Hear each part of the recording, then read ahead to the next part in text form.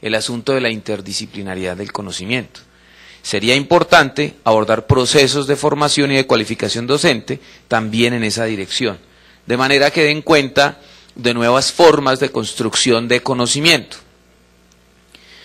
Segundo, una mayor cobertura para la formación posgradual docente, también se ha tocado ya, la necesidad de que la formación, la profesionalización del docente no se quede solo a nivel de pregrado o a nivel de diplomado, sino que podamos contar con mayor apoyo para que nosotros como docentes podamos continuar con nuestro proceso de cualificación a nivel ya de posgrados o de doctorados. Creemos que hay que ampliar la cobertura en estos procesos de cualificación docente. En tercer lugar, el direccionamiento y acompañamiento a la gestión escolar, necesario para fortalecer la tarea que desde la escuela se viene liderando.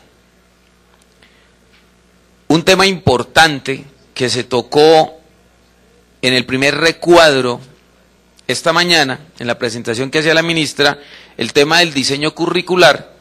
Nosotros presentamos, además de los diseños curriculares pertinentes, la necesidad de promover la innovación curricular como un tema que debe fortalecer los diálogos y las discusiones pedagógicas en búsqueda del mejoramiento de la calidad educativa. Es realmente difícil, y se lo digo con un poco de experiencia, ministra, por todas las discusiones que tenemos al interior de la Ciudadela, que quizá usted sabe que estamos construyendo una propuesta innovadora, que quizá la mayor dificultad que encontramos es que a veces la misma norma nos limita. Por ejemplo, cuando vamos a hablar de las relaciones técnicas de número de estudiantes y número de docentes, o cuando vamos a hablar de la asignación en número de horas para los docentes, o cuando vamos a hablar de la organización de los horarios, de la distribución de los tiempos para la tarea escolar. Allí creemos que es necesario que cuando se inscriban estos procesos de innovación se pueda contar con una herramienta legal un poco más firme que el artículo 77 de la ley 115, que nos posibilite trabajar sobre la innovación curricular. Por otro lado, está lo de fortalecer el sistema de evaluación integral, hablando de la evaluación institucional, de la evaluación de los maestros, de la evaluación de la gestión directiva, de la evaluación en general, la evaluación de los aprendizajes de los estudiantes, el fortalecimiento de la comunidad educativa en competencias básicas y ciudadanas, el fortalecimiento de la infraestructura y dotación para el mejoramiento de la calidad. Hay una cosa bien particular en este espacio, y es que para poder tener una educación de calidad se necesitan los ambientes apropiados.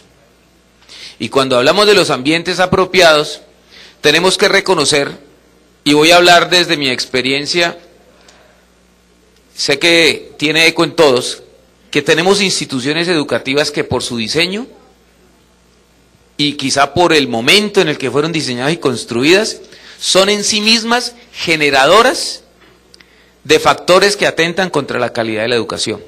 Por ejemplo, instituciones con un espacio físico, un área muy pequeña para la población que atendemos. Entonces tenemos hacinamiento en las instituciones educativas oficiales. Muchas veces nos vemos obligados por la gran demanda de la comunidad a recibir niños, porque es muy difícil decirle a una señora que lo busca uno para que por favor le reciba al niño, decirle que no. Y entonces las aulas de los colegios oficiales, por lo menos los del distrito de Agua Blanca, viven llenas de niños y de niñas. Y en el salón, a veces los maestros logramos manejar la situación. Pero una vez salen a los espacios comunes, que son muy pobres, que son muy pequeños, el fenómeno del hacinamiento se vuelve un problema real, porque es allí donde afloran muchos de los conflictos que están allí al interior. Por ejemplo, la distancia entre un aula y la otra es tan pequeña que la voz de los niños, que de por sí es alta la intensidad de la voz, y más si se canta, y más si se juega, que es lo que le corresponde a la pedagogía del infantil, pues es casi imposible trabajar en el aula enseguida. ¿Sí? Los maestros casi que se dictan las clases de un grupo al otro. Y no estoy exagerando un poco. Realmente es así. Adicionalmente, tenemos muchas instituciones educativas oficiales que no tienen espacios para la recreación y el deporte. Muchas. Escuelas, voy a mencionar una, espero que la rectora no se moleste si está por aquí. La Humberto Jordán Masuera, o la Santa Rosa, donde estuve antes de la Ciudadela, donde no hay una cancha para hacer deporte. Por lo tanto, no hay forma de hacer educación física. Pero en cambio, enseguida de la escuela sí hay una cancha. Pero no se puede hacer nada allí porque eso tiene dueños.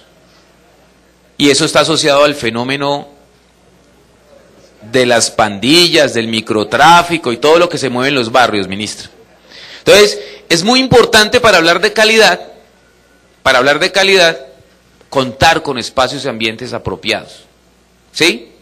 Comparar la educación oficial del distrito con la educación oficial del centro de la ciudad es una desproporción si no se tiene en cuenta la diferencia de las condiciones en las que trabajamos. Y tendría que decir lo mismo si comparamos la educación oficial, que presenta 9 millones y algo de estudiantes, según la cifra que usted nos daba esta mañana, a la del sector privado, que cuando se hacen los promedios, pues desconocen esa diferencia porcentual. Uno de los colegios de Cali punteó una vez en las pruebas de estado, no voy a decir el nombre, era un colegio privado, y cuando hicimos la averiguación, porque nos llamó mucho la atención, era una cosa interesantísima, nos dimos cuenta que solo 2 estudiantes se habían presentado a las pruebas de estado ICFES, y ellos mismos los habían escogido. Entonces era complicado poder competir con esos criterios que no dicen a veces, no se ven a veces reflejados en las estadísticas. Ese tema de la infraestructura entonces nos parece muy importante mantenerlo en la agenda de educación con calidad. El otro tema tiene que ver el de la intersectorialidad desde una tríada que proponemos, una tríada que tiene 3 categorías: gobierno, escuela y comunidad. Y es decir, que si no hay intersectorialidad, decir que la educación es un problema de todos es simplemente un enunciado que se queda sin carne. La educación es un problema de salud, la educación es un problema de alimentación, la educación es un problema de vivienda. ¿Cuántos niños desertan del sistema escolar, oficial, porque son víctimas de los desplazamientos que ya no solo son del sector rural al urbano, sino también que se dan al interior de las mismas ciudades? Ese es un fenómeno interesante que hay que tener en cuenta. Entonces, gobierno, con todos sus sectores, deben articularse en torno a la escuela para que ella pueda cumplir con su tarea de gestar procesos de transformación social y cultural. Solos, los maestros y la escuela, no podemos. Aquí se vivió una experiencia, ministra. En el mes entre marzo y abril, se creó el Comité Juvenil Intersectorial, donde ya es necesario que se sienten representantes de las diferentes secretarías y aporten recursos para apoyar los procesos de las instituciones educativas. Me parece que es un asunto que podría revisarse y rescatarse como para llevarlo como una experiencia. El otro tema es el del fortalecimiento y apoyo a los procesos de planeación, ejecución y evaluación regional educativa de manera participativa.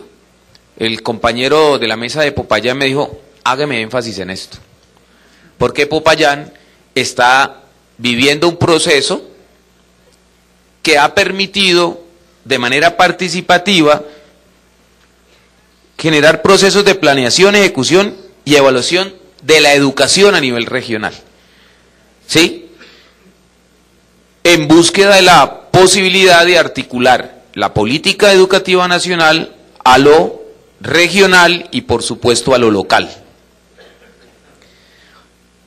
Estos elementos están todos contemplados